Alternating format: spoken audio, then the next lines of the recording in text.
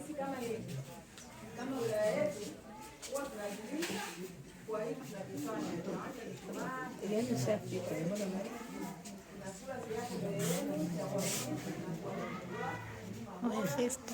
lakini pia kuna zawadi kidogo tunapita tunawaachia kama mojawapo ya kusherehekea na tunawasha mishumaa kama ishara ya upendo. Kwa hiyo